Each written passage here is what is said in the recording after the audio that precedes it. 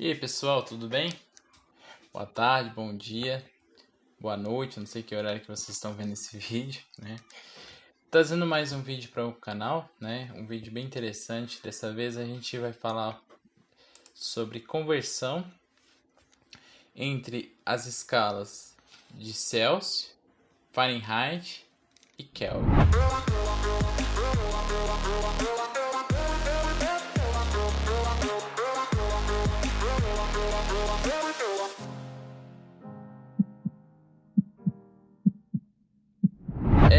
Quando a gente tem, por exemplo, a temperatura em Celsius e a gente quer converter para Fahrenheit ou Kelvin, né? Para quem não sabe, além dos graus Celsius que a gente utiliza, né, existem mais duas formas de se calcular a temperatura, que é a fórmula de Fahrenheit e a fórmula de Kelvin, que é a fórmula absoluta que a gente fala, né? Essa fórmula, né, que a gente utiliza, talvez vocês consigam colocar no Google para vocês pesquisarem, é a fórmula básica de como a gente utiliza para fazer as conversões de Celsius para Fahrenheit, Kelvin. Imagina o seguinte, né? Algumas temperaturas nessa escala, elas se interceptam. Então, por exemplo, 100 graus Celsius equivale a 212 Fahrenheit e 377 Kelvin, né? Kelvin ele não tem graus, ele é uma temperatura absoluta, a gente chama ela somente de Kelvin. Então a gente tem 100 graus Celsius, 212 Fahrenheit e 300 graus Fahrenheit, né? E 373 Kelvin. Mas imagine o seguinte, um problema básico. Imagine que eu queira, por exemplo, 32 graus Celsius em Fahrenheit ou em Kelvin. Como é que eu faria para calcular? Então, pessoal, para fazer esse tipo de problema, a gente tem que antes entender o que é interpolação, né? Quando a gente tem duas variáveis, né, duas coordenadas, e eu quero descobrir uma terceira que não é dada, no caso aqui representado. Por exemplo, eu tenho uma coordenada conhecida, a coordenada x1 e y1, x2 e y2. E eu quero conhecer uma coordenada entre esses dois. Então, por exemplo, vamos supor que eu queria conhecer uma coordenada xa. E aqui um ya. Essa coordenada aqui, ó. Aqui e aqui. O que acontece? Para descobrir essa coordenada, a gente utiliza uma variação que é a seguinte, né? A fórmula básica. Quando a gente quer descobrir a variação, por exemplo, de um ponto no espaço, por exemplo, quanto que esse pedaço anda em relação a esse, o que a gente geralmente faz? A gente faz uma variação desse ponto com esse, então o final menos o inicial. Não é isso que a gente quer descobrir? E esse ponto em relação ao x1, a gente escreve da seguinte forma: xa menos x1, certo? Então, esse cara menos esse, eu vou descobrir esse pedacinho aqui, ó. Tudo bem? E eu quero saber isso agora em relação ao tamanho total. Qual que é a variância desse pedaço em relação a esse? Quanto que isso aqui representa em relação a esse? Então, a gente faz uma segunda fração, que é x1, aliás, x2 menos x1. Esse cara aqui, essa variação, é o que vai me dar o ponto x1. Tudo bem? E para o y2, o ya, é a mesma ideia. Então, eu vou ter ya, que é o meu ponto final, menos o y1. Então, eu vou descobrir esse pedacinho aqui, que é o y1. E a variação desse pedaço com esse pedaço aqui, ó. Então, eu vou ter y1 menos y2. Basicamente, essa fórmula aqui, ela vai me possibilitar, por exemplo, se eu obrigatoriamente eu tenho que conhecer y1 ou, aliás, YA ou XA. Vamos supor, eu quero o valor de XA para o valor de Y igual a 3. Com isso, eu tenho todas as outras coordenadas, eu tenho uma equação onde eu só tenho uma incógnita. Aí eu consigo achar o valor de XA. Dessa forma, eu consigo trastejar ou achar um ponto, independente de qual seja, dentro dessa curva. Então, eu posso achar um ponto aqui, outro ponto aqui. Então, independente do ponto, se eu tenho essas duas relações, através dessa formulinha aqui que a gente chama de interpolação, a gente consegue descobrir qualquer um desses valores de interceptação. Qualquer um valor que esteja compreendido por esta reta, né? Existem outras formas, por exemplo, a forma de Newton, né? Que é um outro tipo de interpolação também. A ideia é semelhante, mas ele utiliza de outros artifícios matemáticos, né? Existe a forma de Lagrange também, que é uma outra fórmula também que você consegue fazer esse mesmo tipo de operação matemática. Mas a forma mais simples para essa aplicação, né, da onde que vem essa fórmula, seria essa interpolação que a gente chama ela de interpolação linear. Então é interpolação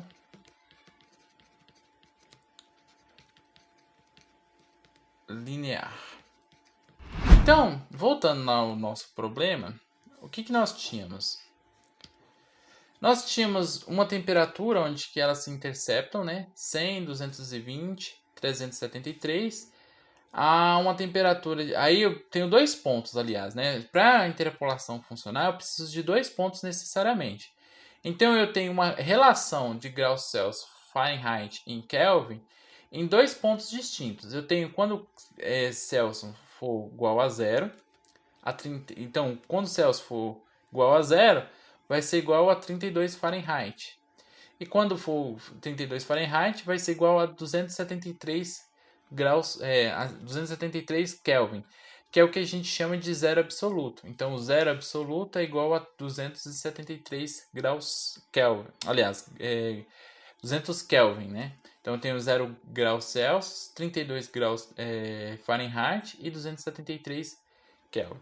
Então, pegando a mesma ideia que a gente acabou de fazer, se a gente fosse fazer agora para descobrir uma temperatura qualquer, 1 grau Celsius qualquer, um Fahrenheit qualquer e um Kelvin qualquer. Ou seja, se eu quisesse descobrir, por exemplo, que nem o exemplo que eu acabei de falar, 32 graus Celsius. Quanto que vale em Fahrenheit, quanto que vale em Kelvin? Então, seguindo a mesma ideia, como é que seria para, por exemplo, para descobrir, para fazer uma relação dessas três temperaturas? Eu vou primeiro fazer uma relação do Kelvin para o zero e do 100 para o zero. Então eu vou ter 100 menos zero dividido por 100 menos zero. Tudo bem? Mesma ideia para os outros. Fahrenheit menos 32 e 212 menos 32. Então, 32, aliás,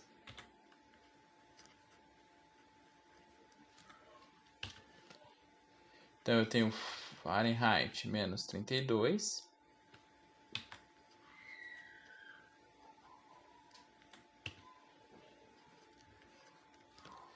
e 212 menos 32. Tudo bem? E por último, Kelvin menos 273 e 373 menos 273. 373 menos 273.